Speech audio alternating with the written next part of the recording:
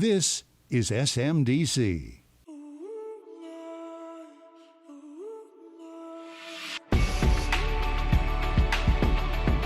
Hello, everyone, and welcome to episode 20 of The High Ground, U.S. Army Space and Missile Defense Command's official podcast.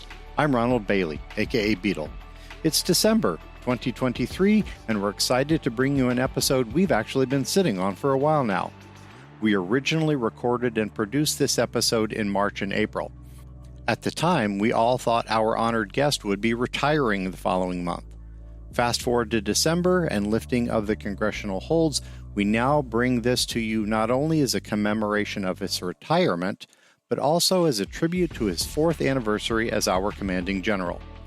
Back in March, Lyra Fry, SMDC's Director of Public Affairs, had the opportunity to engage with Lieutenant General Daniel Karbler, SMDC's Commanding General, the Army's Senior Air Defense Officer, and Commander of U.S. Strategic Command's Joint Functional Component Command for Integrated Missile Defense. In the time between then and now, a few of our command's missions have changed or transferred. And SMDC doesn't just lead the Army in the Federal Employee Viewpoint Survey's Employee Engagement Index, we're now actually the #1 Army command according to the best places to work in the federal government rankings. Regardless, the bulk of what General Karbler talked about that day is as true and timeless as it ever will be. When we interviewed him that day in late March, he seemed a little more stoic and retrospective than usual. Perhaps some of that was influenced by what he thought was his impending retirement in a few weeks. Maybe it was just a little late in the day. Either way, we got to hear a number of interesting stories, some of which we'd never heard to that point. To begin, Lyra will guide us through his early developmental years as a youth, through some 3.5 decades of service, many of which closely paralleled the development and combat deployment of the Patriot Air Defense System, his first and long-term exposure to the Army Space Enterprise, and some key moments, both serious and some not so serious. In the end, he'll offer some great perspective in the hope that all of us can learn from his experience to move the needle forward on the world's greatest combat force. Whether you're a part of SMDC, the Army, or simply found us on the web, you won't want to miss out on this rare opportunity.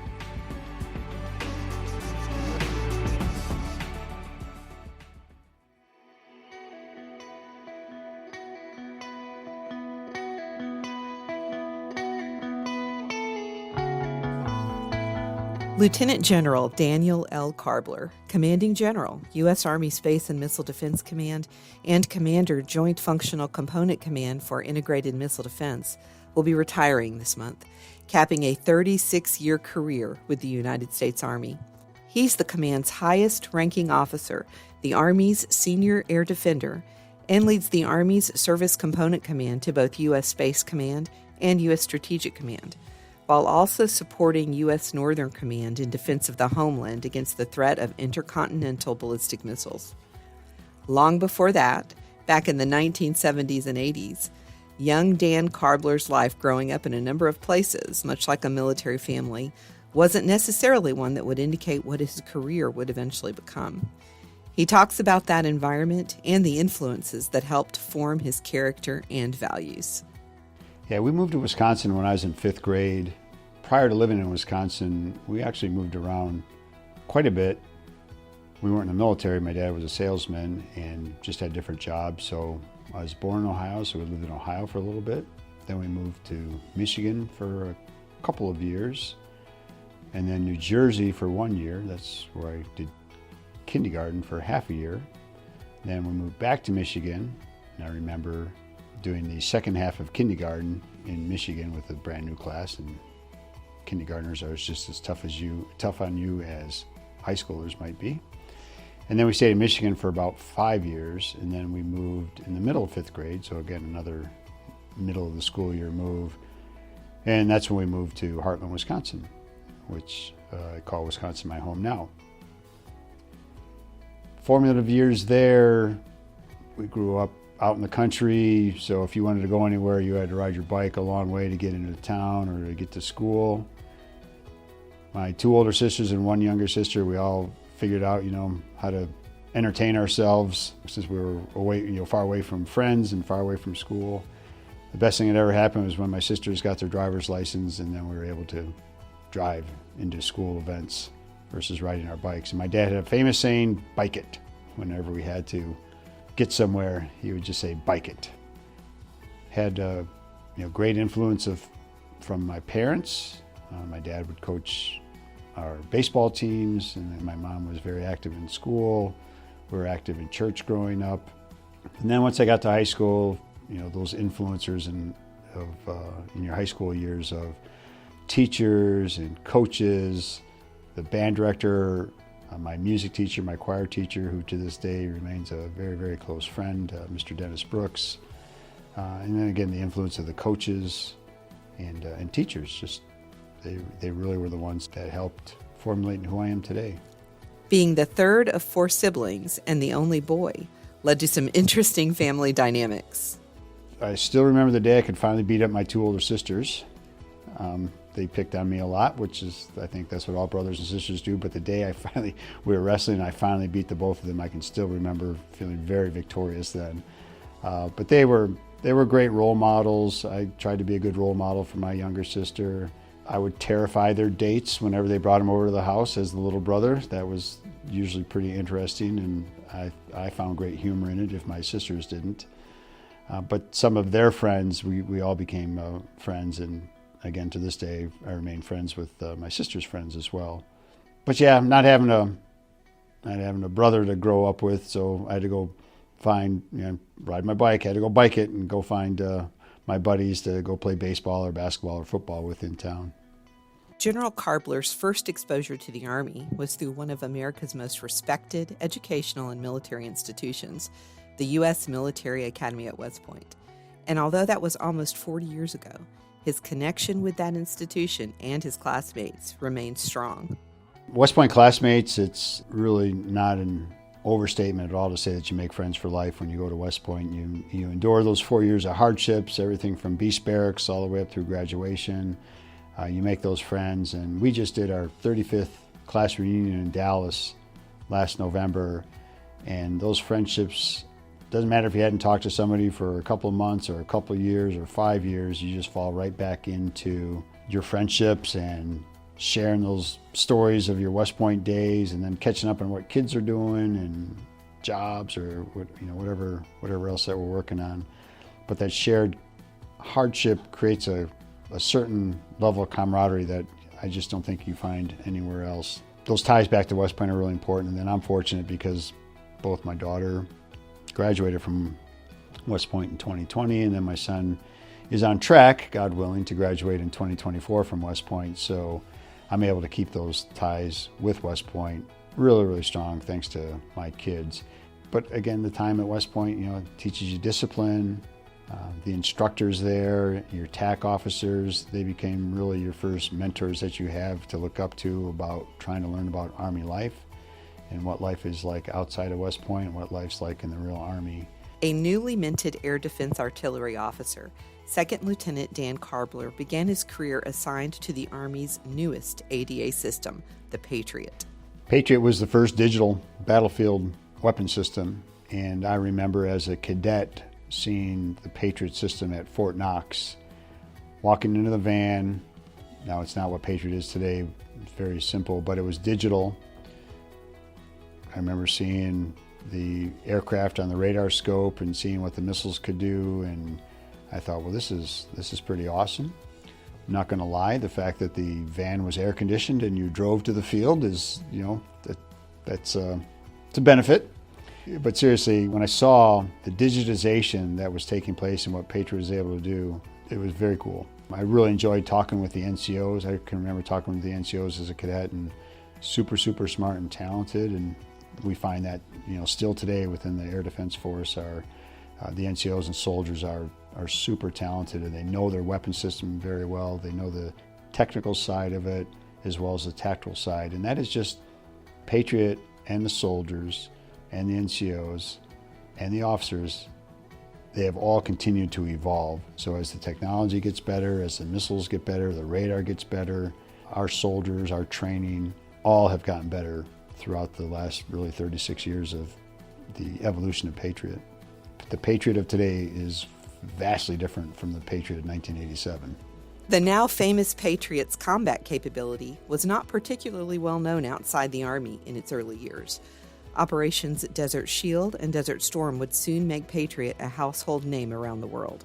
So Patriot's performance during the Gulf War put Patriot on the front page. Nobody really had a good appreciation for what Patriot could do until we saw how it performed during Desert Storm. And that was where I became hooked on Patriot and hooked on staying in the Army, because watching Patriot operate in combat operations in Israel and defending Tel Aviv and Haifa and other assets around Israel, I was amazed at the strategic importance that Patriot played, as well as the performance of the weapon system itself. And then I was privileged to be able to work with then Colonel Dave Huebner, now retired Lieutenant General Dave Huebner, who was the Task Force Patriot Defender Commander, being able to be his right-hand man for Patriot, going up to brief the Israeli Minister of Defense, doing after-action reports after every engagement that we had there in Israel, and then working with our Israeli counterparts. Very, very powerful for a first lieutenant.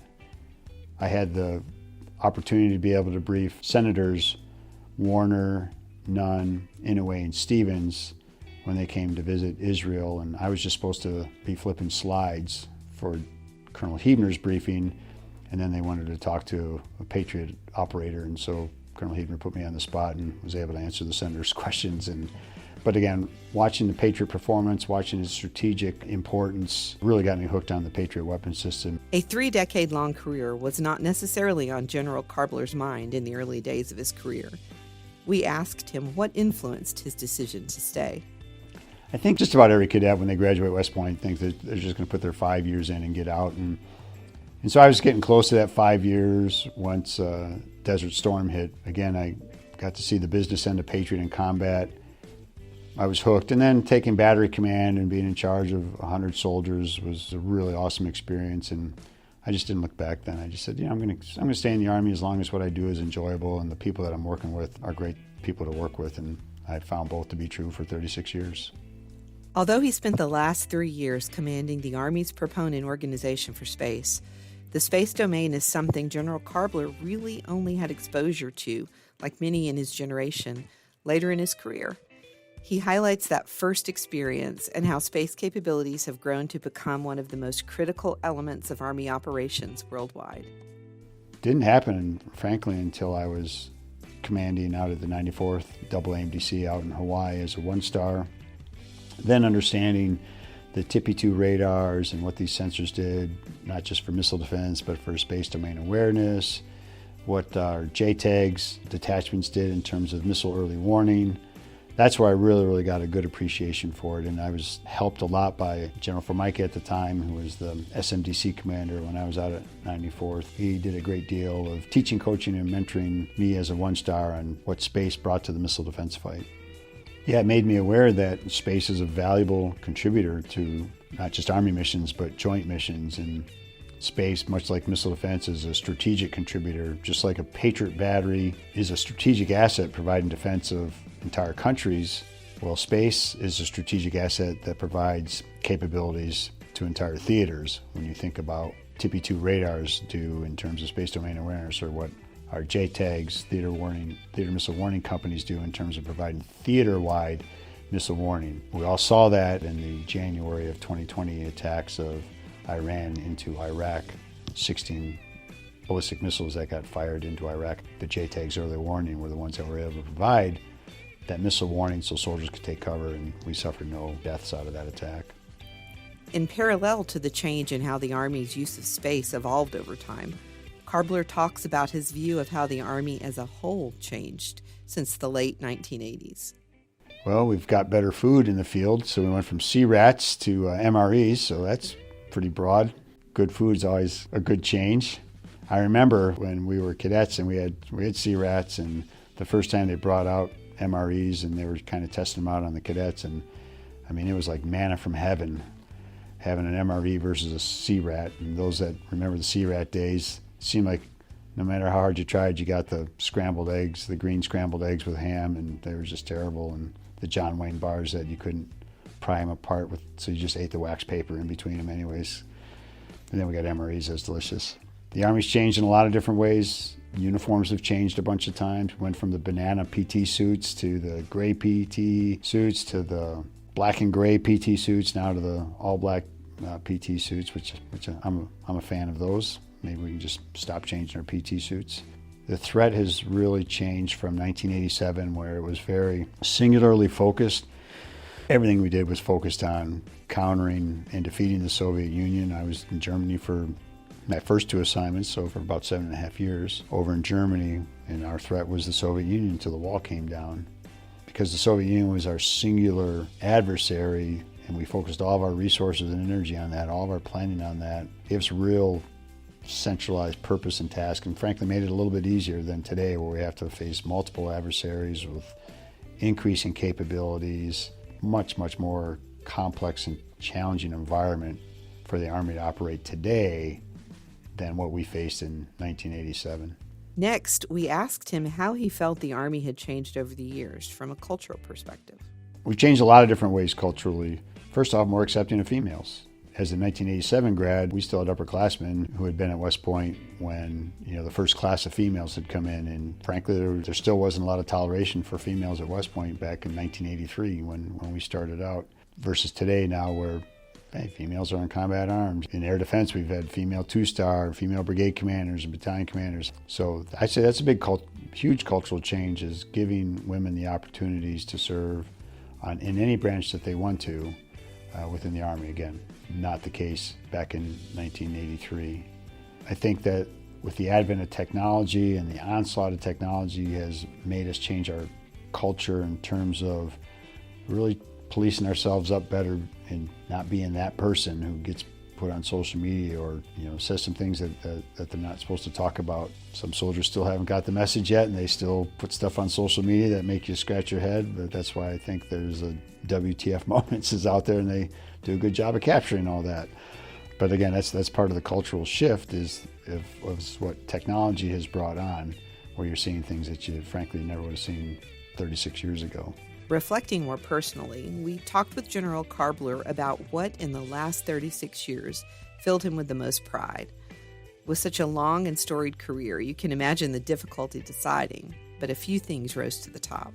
It's always about the team. I take pride in everything that my organizations have accomplished, small things, big things. Here at SMDC, I'm super proud of the fact that we're the #1 Army command in Redstone Arsenal, and we're the #2 out of all Army commands in terms of employee engagement. So I'm super proud of that in the here and now.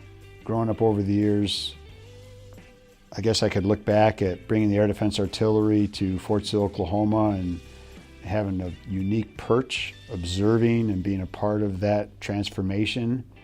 First as a brigade commander at Fort Sill and moving the 31st Brigade from Fort Bliss up to Fort Sill, and then being the Chief of Staff at Fort Sill as first air defender as a Chief of Staff at Fort Sill, and then watching the branch grow and establish itself at Fort Sill, and then as the 88 Commandant, continuing to grow the branch.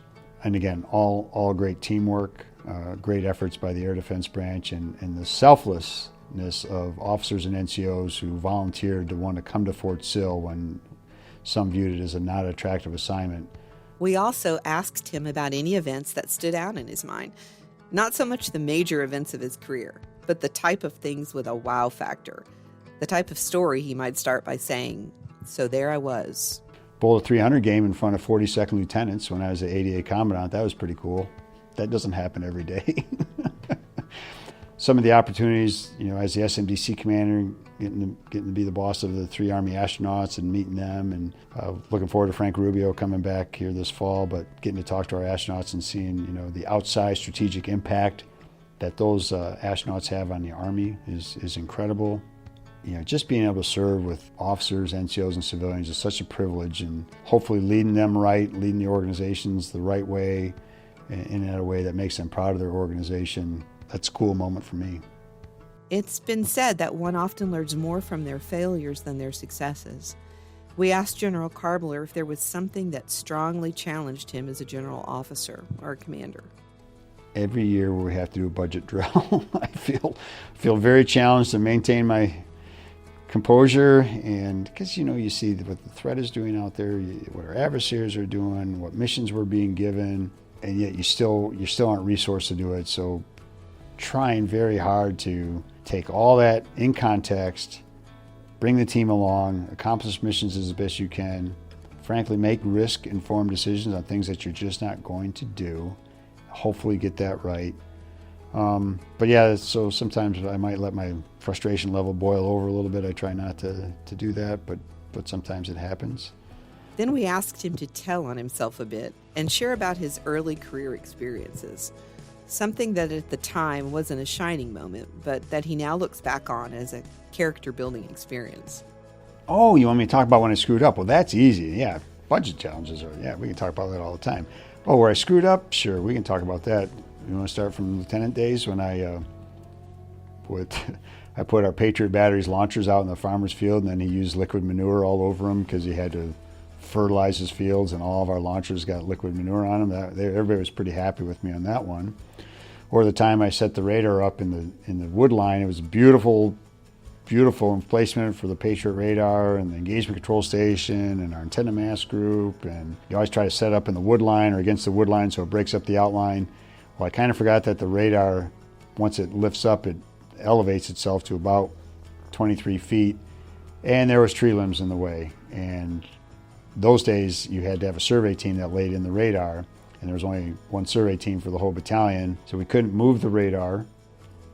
And the battalion commander chose our battery to watch in place. So as the radar came in there, and they raised the radar up, and there was the radar antenna hitting the tree limbs, and I thought, oh my gosh, so I just took it upon myself to climb up the tree, and I was going to saw the tree limb off, which is not something you do in Germany, because the Forstmeister just happened to be there, and he saw me going up there about to saw the tree limb off. Battalion commander, he spoke German. He talked to the Forstmeister, and what was going on, and told me to get the heck down off the tree, and I wasn't going to saw any tree limbs down. Mind you, I'm the same guy that put the launchers in the field that got liquid manure sprayed on them, so about this time the battery's not too happy with me. So that's lieutenant stuff for you. I have made classic errors of challenging leaders when I didn't need to, just because I was right and I knew I was right, and probably just needed to shut up and just move out and not act like a know-it-all. That probably happened on occasion. No, not probably. It happened on occasion, and should have picked a better venue to take on leaders than a public forum like a quarterly training brief or a semi-annual training brief. Yeah, my mouth would get me in trouble once in a while as a youngster, and I learned from those experiences though, and now I'm not nearly as quick to pop off as I might have been back in the past. We asked General Karbler if he could travel back in time to meet Second or First Lieutenant Dan Karbler. What would he tell him? Marry the same woman that you meet at the Bitburg Officers Club.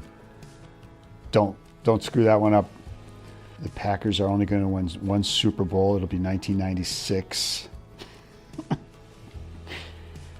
He would say, be humble, be empathetic, be an expert in your craft, get along with people, use common sense, stay approachable, stay in the Army.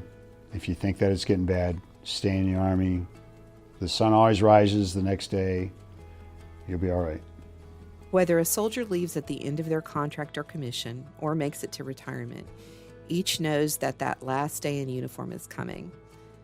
Now, as he comes to the end of his military service, we asked General Karbler what he thought he would miss the most. The people. I say that quickly, but because I'm an extrovert. I know folks listening to this podcast might find that hard to believe, but being an extrovert, being around people, that's what fills your tank up. That's what gives you energy. That's what makes you motivated to come to work every day. And during the first parts of COVID, when we were all locked up at home and couldn't come in, Teams just doesn't quite hack it. And some might remember my public service announcement where I had the tomato plants in the background, and I named each of the tomato plants after the personal front office staff, because I missed everybody, and so I will miss the people. I will miss watching them succeed. knowing that hopefully I had a little part in the success of somebody. As we finished our discussion, we asked General Karbler if he had any final message, one last shout out for the soldiers and civilians across the Space and Missile Defense Command's global enterprise.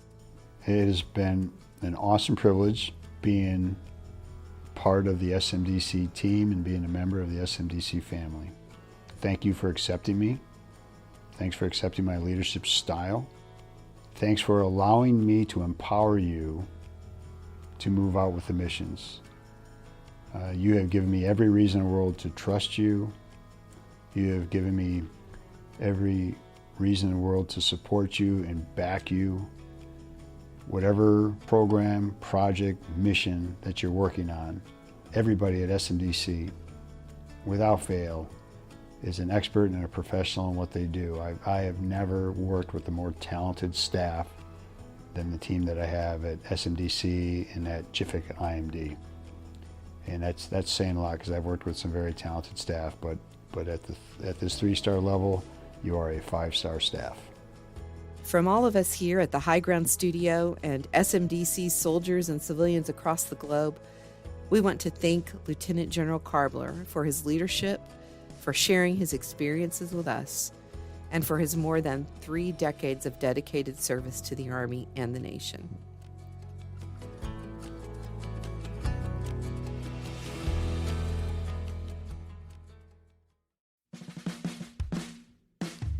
To learn more about SMDC's exciting missions, units, and people across the world, check out our social media or webpage at www.smdc.army.mil.